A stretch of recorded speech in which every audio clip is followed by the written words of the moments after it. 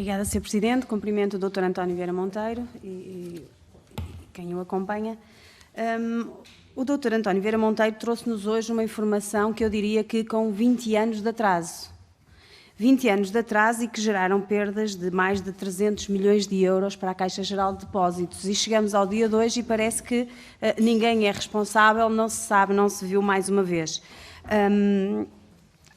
E eu pergunto, o Banco Suíço colocou, ao abrigo desta operação da Bolsa de Caravela, da conhecida como Bolsa de Caravela, os piores títulos na banca, onde as perdas eram basicamente todas para a Caixa Geral de Depósitos. E a conta final foi parar ao Estado. O que tem a dizer sobre isto? Eu não sei se a conta final foi parar ao Estado, já que a Caixa, durante todo o período da vigência da operação, ganha centenas de milhões de euros.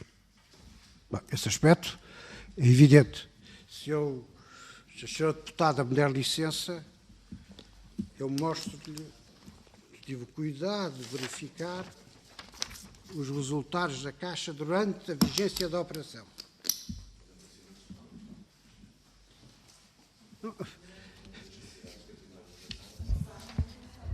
Em 2001 ganha 654 milhões de euros, em 2002 665, em 2003 667 milhões, em 2004 408 mil, em 2005 538. Portanto, efetivamente, a Caixa, ou a administração da Caixa, conseguiu efetivamente resolver os problemas relativamente à operação. Quais foram as medidas? Eu não lhe posso responder quais foram as medidas que a administração da Caixa, na fase de desenvolvimento do contrato, vai fazer. Isso, eu não estou na Caixa, não lhe posso responder. Se fizeram esta coisa, se fizeram stop loss, se não fizeram stop loss, o que é que fizeram de previsões, o que é que não fizeram de previsões, se atuaram juridicamente, se não atuaram juridicamente, se fizeram isto ou fizeram aquilo, eu não sei. Nem me quer pronunciar sobre isso, não é? Porque é muito difícil nós, perante essa situação, verificarmos o que é que deve ser feito. Curioso que nessa sua operação brilhante, parece que foi brilhante face aos ganhos que nos informou agora, como é que é possível existirem tantos anos em que este próprio contrato foi tentaram reverter este contrato, porque efetivamente não era um bom contrato não era uma boa operação para a Caixa Geral de Depósitos. E, portanto, como o Dr. António Vieira Monteiro disse no início, existiu uma discrepância muito grande entre aquilo que o Conselho de Administração queria, supostamente, para esta operação e aquilo que depois foi acordado. Portanto, a minha pergunta agora, relativamente a esta matéria, peço desculpa, relativamente a esta matéria é, se houve esta discrepância tão grande entre aquilo que foi decidido no Conselho de Administração e aquilo que depois foi efetivamente aprovado, como é que é possível chegarmos ao dia de hoje e não ter sido possível reverter o contrato legalmente já na altura? Sr. Deputado, eu não sei o que é que se passou. Eu não sei que medidas é que são tomadas a seguir. Eu não lhe posso responder sobre aquilo que... Eu não estava na Caixa. O Conselho de Administração é diferente. O meu Conselho de Administração, chamemos-lhe assim, onde eu estava inserido, e o Conselho de Administração que segue, são duas instituições, ou digamos, são dois órgãos de gestão diferentes. O que é que esse órgão de gestão fez para defender os interesses da coisa? Eu não sei. Já aqui veio o presidente da instituição na altura, que deve ter respondido efetivamente ao que é que foi feito durante esse período. Eu não sei o que foi feito durante esse período, o que é que o Conselho de Administração, na altura, que medidas tomou para fazer reverter a operação. Não, o resto eu digo, normalmente, estes contratos e estas operações são dinâmicas e têm um acompanhamento sistemático ao longo do tempo que levam a que sejam tomadas as medidas necessárias para reverter a situação. Agora, eu não sei quais foram as medidas que foram tomadas. O que eu sei foi aquilo que foi decidido na Caixa na época e pelo Conselho de Administração da Caixa, de que eu fiz parte.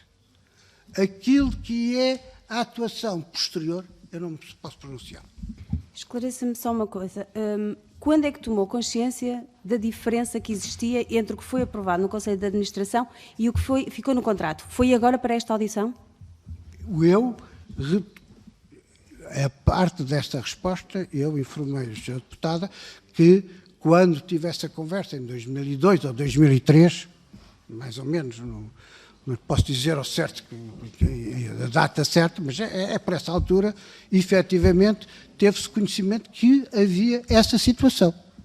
Depois, mais tarde, eu venho a ter acesso ao contrato, agora, quando são feitas estas análises, que de resto levou um certo tempo até se encontrar o contrato. Tenho que lhe dizer, a Caixa já... Mata de anos passaram e o contrato levou um certo tempo a ser encontrado. Pela leitura do contrato, verifica-se efetivamente essa realidade. Agora, que medidas foram tomadas, que medidas ao longo do tempo vêm a ser tomadas pelo Conselho de Administração para reverter a situação, eu não conheço quais são essas medidas, até porque não me foram dadas a conhecer.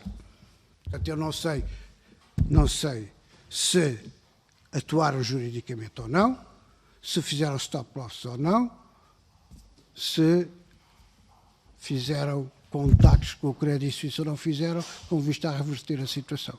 Isso eu não sei. O que eu sei é o que está escrito nas decisões do Conselho e depois, efetivamente, quando faço a consulta do contrato, verifico as respectivas discrepâncias. E a fundamental discrepância resulta fundamentalmente de uma cláusula. Pela cláusula, essa cláusula diz que o contraparte pode, efetivamente, fazer toda uma série de alterações na pool de referência sem ter que consultar a Caixa. Isto está lá, é expresso essa. E é esta cláusula que depois se repete nas indicações que são feitas pela Caixa, pela contraparte ao veículo, em que se volta outra vez a referir a mesma situação. Portanto, é isto fundamentalmente. O resto das cláusulas do contrato são um contrato ISDA com todas as cláusulas do contrato ISDA.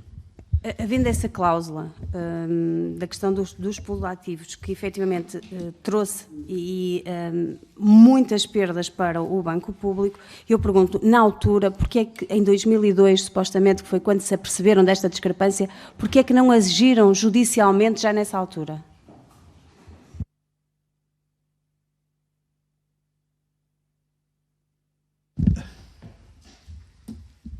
Não lhe posso responder a isso, minha senhora, porque não sei, mas eu não faço parte do Conselho de Administração.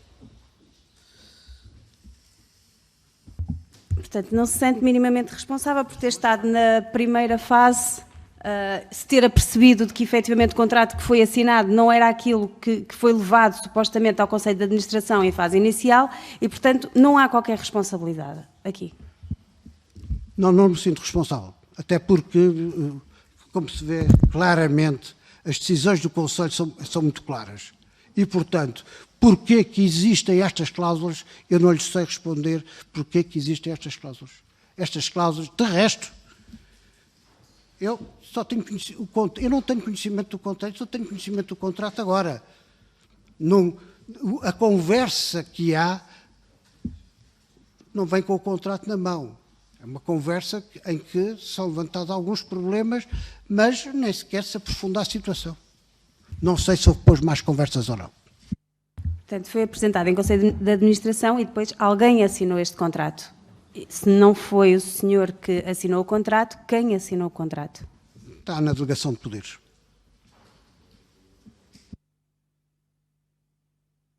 Peço desculpa. A Ernst & Young, no seu relatório final, refere que para este caso não existe evidência de que os elevados riscos associados à operação tenham sido devidamente analisados. Portanto, não houve qualquer análise financeira nem jurídica a quando da apresentação em Conselho de Administração, na primeira fase em que o senhor é responsável também. Os documentos que juntam e as informações que fazem parte dessas decisões fazem uma análise financeira da operação, os seus riscos e, efetivamente, as contas relativamente a essa coisa. Portanto, eu não percebo aonde é que é nesta dinheiro, mas também não me posso pronunciar sobre isso, mas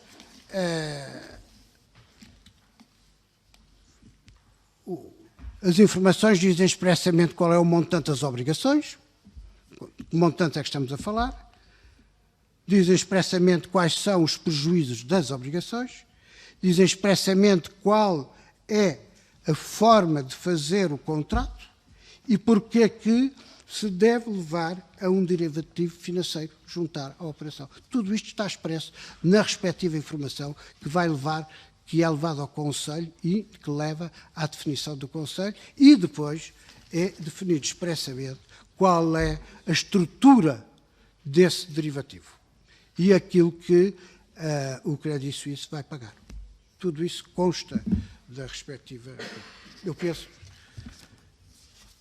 Isso, posso lhe dizer o número dessa informação, é a informação número 314/99 do Conselho da Direção de Títulos e Mercado. Já temos. Tomás Correia disse aqui a esta comissão que a Caixa Geral de Depósitos não deveria ter pago e calado no que diz respeito a esta operação, referindo que, em seu entender, a Caixa Geral de Depósitos deveria ter contestado juridicamente esta ação. Sabendo que não teve responsabilidades, que já foi a posteriori, pergunto, é este também o seu entendimento?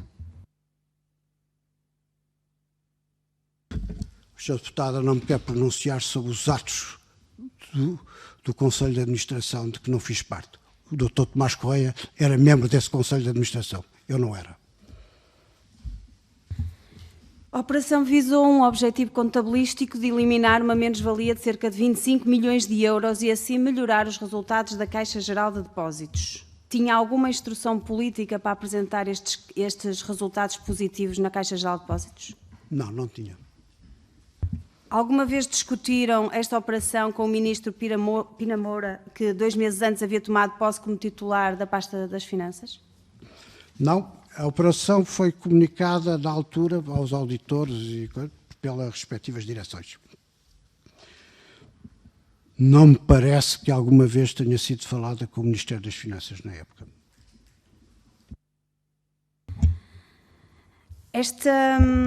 Esta operação teve uma ginástica contabilística tão grande que fugiu fora dos radares das operações mais problemáticas, apesar do valor avultado das perdas. Uma das maiores, diga-se até, do Banco Público. Ficou surpreendido com o valor das perdas resultantes desta operação?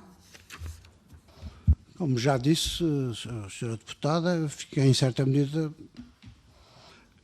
surpreendido. Até porque a estrutura da operação não levava a esses resultados. A Caixa Geral de Depósitos tinha alguma experiência em investir neste tipo de produtos? Como também já referi, a Caixa Geral de Depósitos atuava normalmente no mercado sobre estas e outros tipos de operações. Faz operações de futuros, por exemplo, sobre os chamadas obrigações do Estado alemão, portanto, estava habituado e era reconhecida como tendo toda uma série de profissionais extremamente profissionais nesta matéria.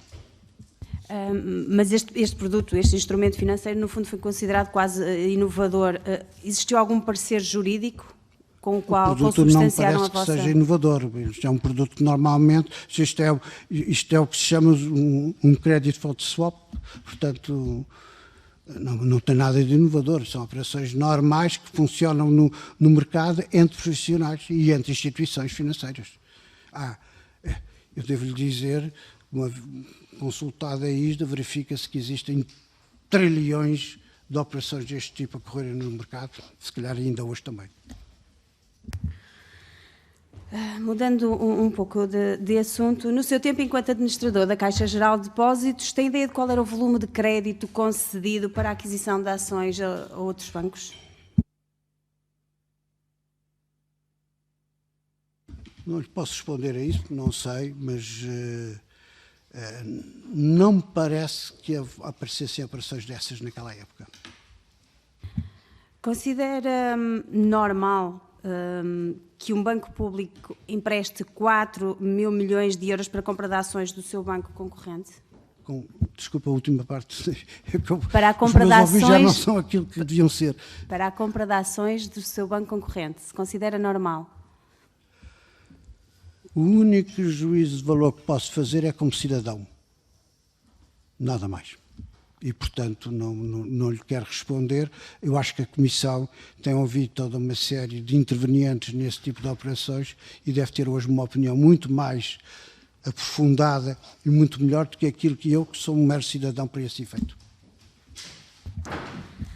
Como administrador e presidente do Santander, pergunto-lhe, Berardo afirmou aqui que foi abordado em 2006 pelo Santander. O Santander financiou Berardo em que montantes? Poderá dizer-nos? Que eu saiba, os financiamentos... O que é feito o Santander, desculpe, Sra. Deputada, não é objeto desta coisa, e eu não lhe posso responder, porque aí nesse campo entro no sigilo profissional daquilo que é o banco onde eu estou a funcionar. Portanto, aí peço-lhe desculpa, não coisa. Mas que eu saiba, que eu me possa lembrar, não me parece que existam qualquer responsabilidades.